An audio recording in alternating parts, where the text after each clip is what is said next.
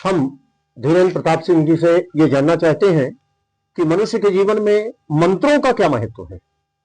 आपने एक साधना नामक किताब लिखी है, उसमें भी हमने पढ़ा है कि मंत्र का क्या महत्व है, क्या है, लेकिन हम इसको ठीक से नहीं व्यक्त कर सकते। आप स्वयं दर्शकों को बताइए कि मंत्रों का क्या महत्व है मानव जीवन में। आदरणीय वेदांती जी, सादर प्रणाम। समस्त दर्शकों को मेरा प्रणाम। इसी तरह का स्नेह आप लोगों का इस पैनल के साथ बना रहे। नई नई जानकारियां आदरणीय वेदांती जी के आदेश से मैं आपको देने का प्रयास करूंगा। यद्यपि यह प्रश्न अत्यधिक विद्वतापूर्ण है और मैं स्वयं को इस योग्य नहीं समझता कि इस प्रश्न का जवाब दे सकूं, किंतु भगवत कृपा से जो मुझे ज्ञान प्राप्त हुआ है उसके आधार पर मैं मंत्र को परिभाषित करने का प्रयास कर रहा हूं। मंत्र की परिभाषा शास्त्रों में वर्णित है। दैवाधीनम जगत सर्वा मंत्राधीनश्च देवता ते मंत्र ब्रह्मणाधीना तस्मात् ब्रह्मण देवता। सारा जगत दैव कृपा के अधीन है, देवता मंत्रों के अधीन है और मंत्र ब्राह्मण देवताओं के अधीन है। अर्थात यहाँ ब्राह्मण को देवता संबोधित किया गया है जी। अर्थात ब्राह्मण और देवता परस्पर मंत्राधीन है।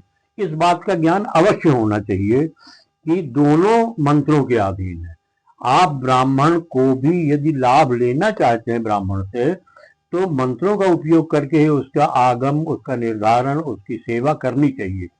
इसी तरह ब्राह्मण के द्वारा मंत्रों का ज्ञान प्राप्त करके या ब्राह्मण के द्वारा मंत्रों का पुरस्चरण करवा करके जीवन में लाभ लेना चाहिए। यहाँ सबसे इंपॉर्टेंट बात यह है कि ब्राह्मण कौन है। यदि ब्राह्मण का चयन ठीक ढंग से नहीं हुआ जी, तो मंत्र ब्राह्मण के अधीन नहीं होंगे। तो ब्राह्मण के चयन के लिए एक ही मार्गदर्शन है कि ब्रह्म जानेति सः ब्राह्मण।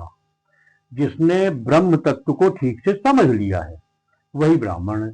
ये आपको निर्धारित करना पड़ेगा कि जिस ब्राह्मण की शरण में आप जा रहे हैं वो ब्रह्म जानेति है या नहीं। यदि वो ब्रह्म जानेति नहीं है तो मंत्रों के प्रभाव दूषित हो सकते हैं। इसलिए सर्वप्रथम तो दर्शकों से मैं निवेदन करना चाहूंगा कि अपने विवेक का उपयोग करके और ब्राह्मणों का चयन करें। तत्पश्चात मंत्र के बारे में आपने अर्थ पूछा है मंत्र का, तो शास्त्रों में मंत्र का अर्थ वर्णित है। मन्नात्रायति इति मंत्रः मन्नात्रान् धर्मणो मंत्रः। अर्थात मंत्र मन को शांति प्रदान करते हैं, भयों से मुक्ति दिलाते हैं और रक्षा प्रदान करते हैं। जो वस्तु, जो शब्द, जो अक्षर आपको भय से मुक्ति दिला सकें और एक विशिष्ट लय में होते हैं वही मंत्र होते हैं जी जी।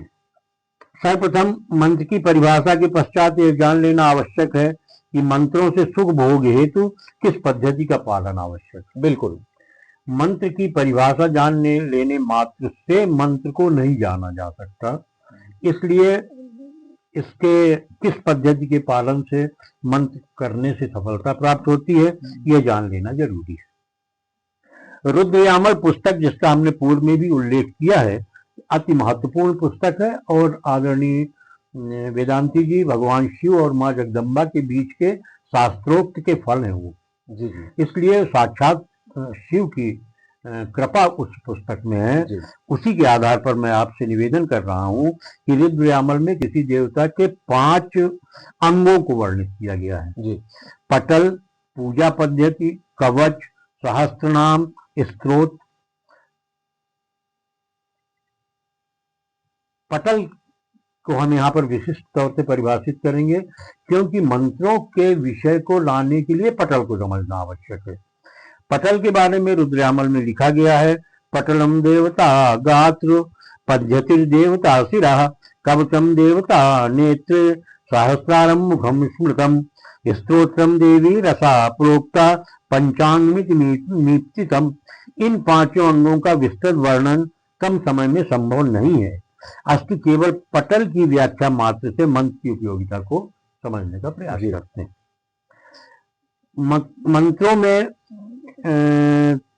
जो महत्वपूर्ण तथ्य है वो पटल है। पटल के बारे में ये परिभाषित किया गया है कि पाटयति दीप्ते यशः पटला, अर्थात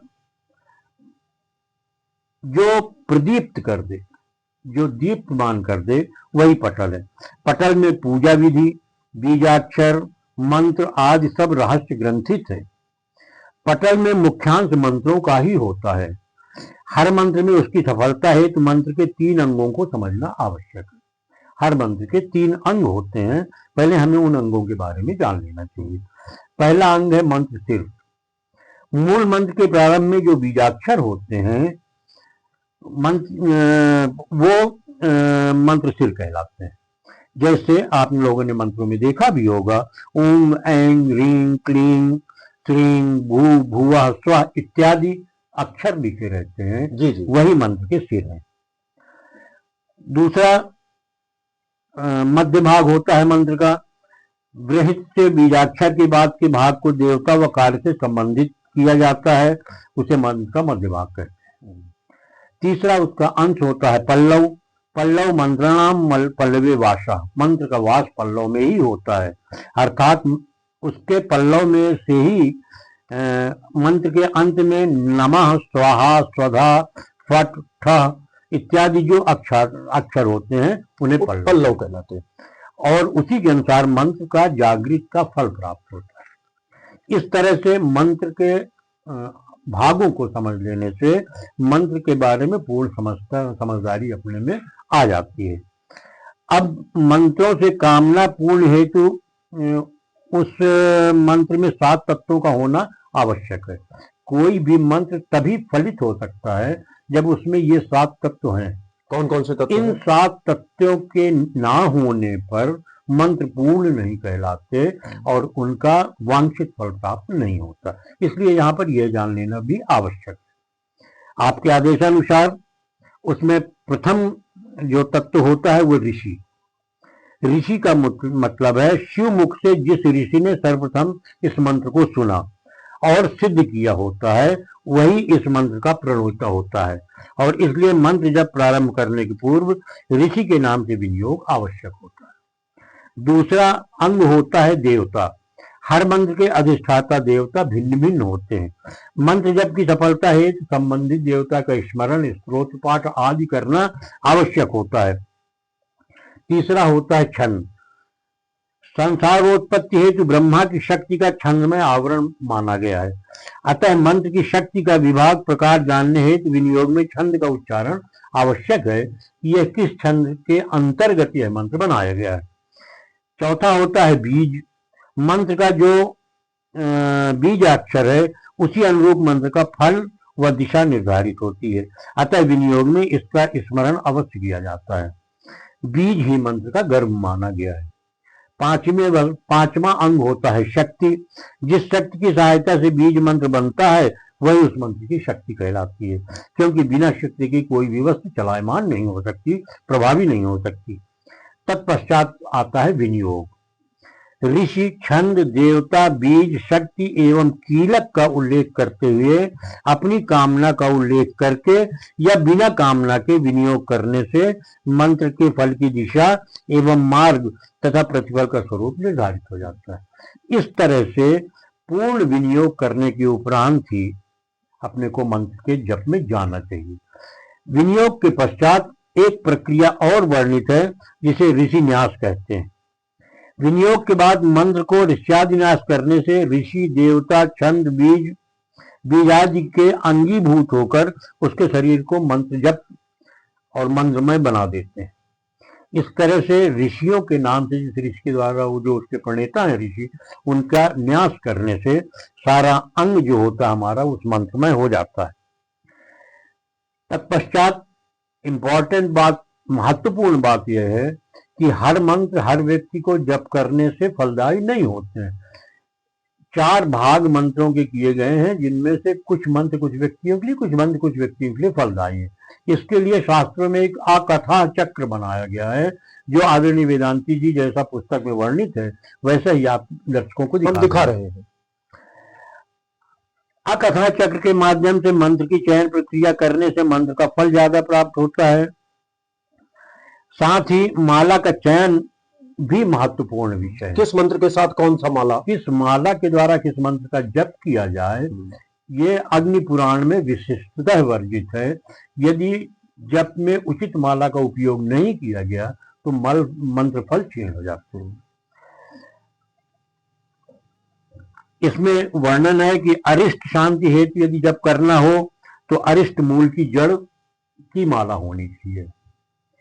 कल्याण प्राप्ति के लिए सुवर्ण एवं रत्नमयी, यदि मारण कर्म किया जाना हो तो महाशंखमयी, शांति कर्म में शंखमयी, पुत्र प्राप्ति हेतु मौक्तिकमयी माला, कोश संपत्ति प्राप्ति हेतु स्फटिक मणि और मुक्ति प्राप्ति हेतु भगवत कृपा प्राप्ति हेतु रुद्राक्ष की माला उत्तम बताई गई है। इस तरह से इतने कम समय में मंत्रों के बीच बारे में जो जानकारी मैं दे सकता था मैंने आपकी सेवा में हाजिर किया। बहुत बहुत बहुत आपका धन्यवाद। आपने जन कल्याण के उद्देश्य से ये माला का उपयोग, माला का महत्व, माला के जाप की विधि, किस मंत्र के साथ कौन सा माला होगा, हमारे विद्वान आदरणीय धीरेन्द्र प्रताप सिंह जी ने अभी आप लोगों को बताया। ये बात जरूर है कि ये कठिन विषय है, थोड़ा सा समझने की बात है। हम लोग अक्सर घर में माला जपते हैं, माला पहनते हैं, माला को जपना कैसे चाहिए, हम जो पंडित बुलाते हैं वो भी माला जपते हैं और आपका अनुष्ठान पूरा करते हैं। तो ये बात हमारी जानकारी में होनी चाहिए कि हम कौन से मंत्र का जाप किस उद्देश्य से करवा रहे हैं और किस माला से, किस विधि से वो होना चाहिए। बड़ी सहजता से धीरेन्द्र प्रताप सिंह जी ने आप लोगों को ये गूढ़ बात इस साधना पुस्तक जो इनके द्वारा ही 2-3 वर्ष पूर्व लिखी गई है, इसमें पूरा वृतांत भी है इसका। आप लोग चाहे तो ये पुस्तक भी आपको उपलब्ध हो जाएगी, लेकिन इसमें वर्णित है वो और वही पूरी बात यहां बताई गई है। मैं आपसे आग्रह करूंगा कि चैनल को सब्सक्राइब करते रहिए। गूढ़ से गूढ़ और कठिन से कठिन विषय लेकर हम आपके पास आएंगे। समझने की जिम्मेदारी आपकी है। धन्यवाद।